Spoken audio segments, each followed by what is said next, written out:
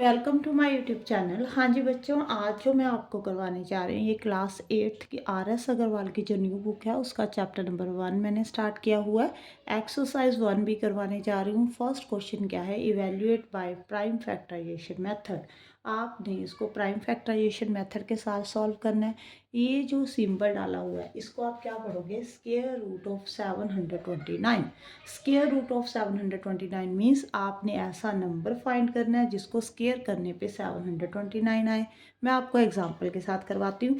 मान लो यहाँ पे आपका लिखा हुआ है स्क्वायर रूट ऑफ 4। क्लियर?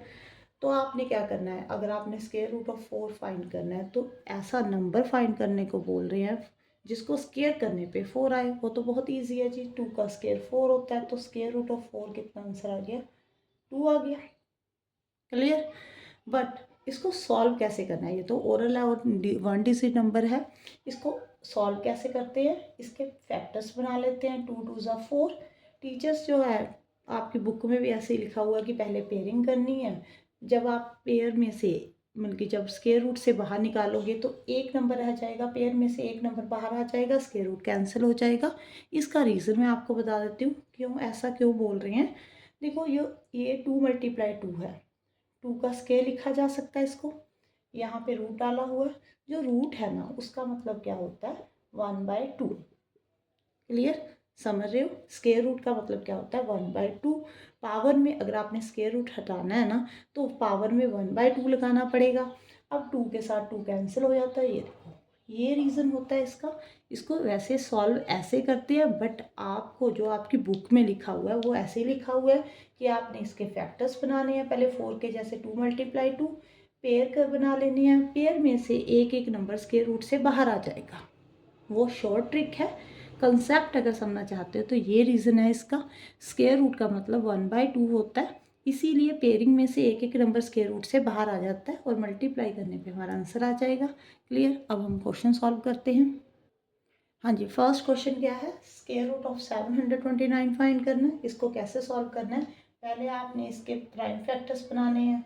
वो मैंने आपको कंसेप्ट समझाया हुआ है। पीछे वाला यूनिट प्लेस पे डिजिट देखा करो, 9 है तो 3 के टेबल में आएगा, 7 के टेबल में आएगा। आपने चेक करना है, ये डिजिट को भी ऐड कर चेक कर सकते हो। 7 + 2 9, 9 + 9 18। अगर 3 के टेबल में 18 आ रहा है तो ये वाला नंबर भी 3 के टेबल में आएगा। तो यहाँ पे आपने 3 लिखना है। 3 2 ज़ा 6, 3 4 ज़ा 12, 3 3 ज़ा 9, यहाँ पे 81, यहाँ पे 27, यहाँ पे 9, 3 3 ज़ा 9।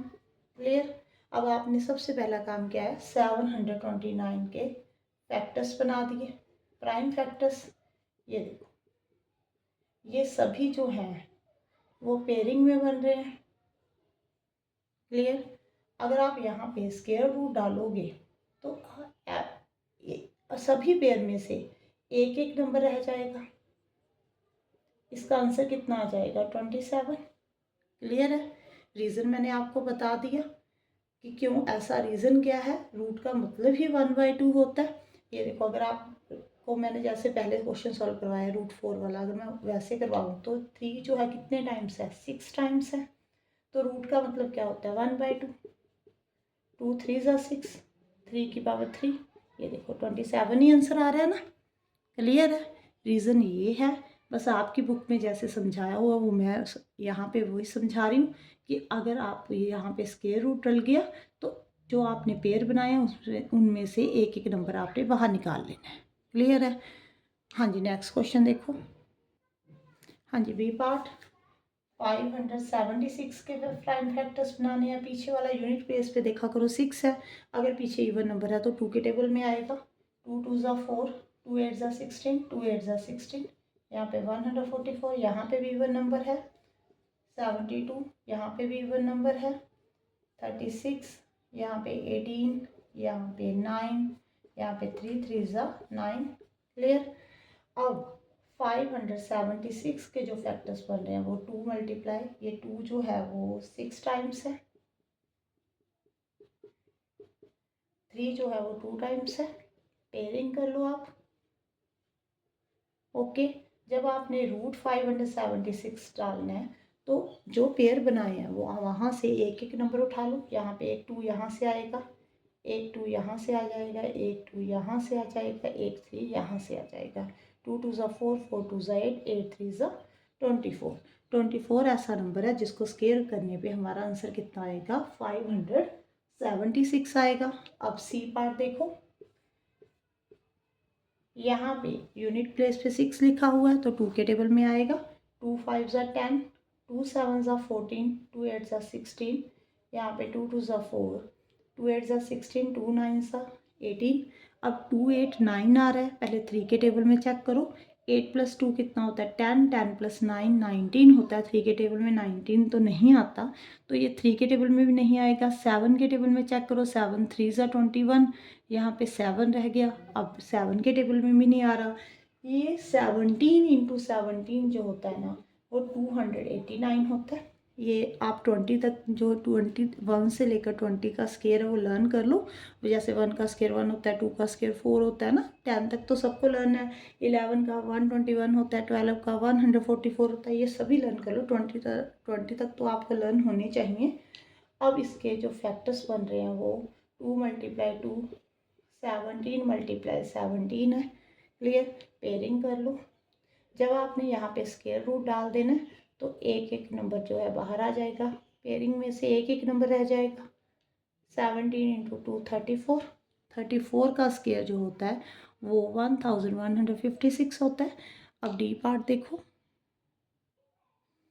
हाँ जी, डी पार्ट जो है 1936 लिखा हुआ है, पीछे इवन नंबर है तो 2 के टेबल में आएगा। 2 9 ज़ा 18, 2 6 ज़ा 12, 2 8 ज़ा 16, 2 4 ज़ा 8, यहाँ पे 2 8 ज़ा 16, 2 4 ज़ा 8, 2 2 ज़ा 4, 2 4 ज़ा 8, 2 2 ज़ा 4, यहाँ पे फिर से 2 के टेबल में। अब 121 जो है, 11 का स्केयर जो होता है 121 है, इसीलिए मैंने आपको बोला लर्न कर लो 1 to 20 का स्केयर नंबर।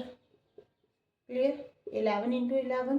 अब 1936 के जो फैक्टर्स बन रहे हैं वो बन रहे हैं 2 × 2, 2 × 2, 11 × 11। पेयरिंग कर लो।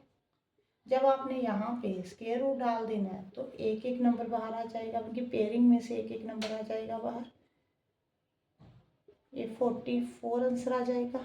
अब ई पार्ट देखो, 1444, पीछे 4 है, 2 के टेबल में आएगा। पीछे फिर से 2 है तो 2 के टेबल में आएगा। 2 3 ज़ा 6, 2 6 ज़ा 12, 2 1 ज़ा 6, 2 1 ज़ा 2।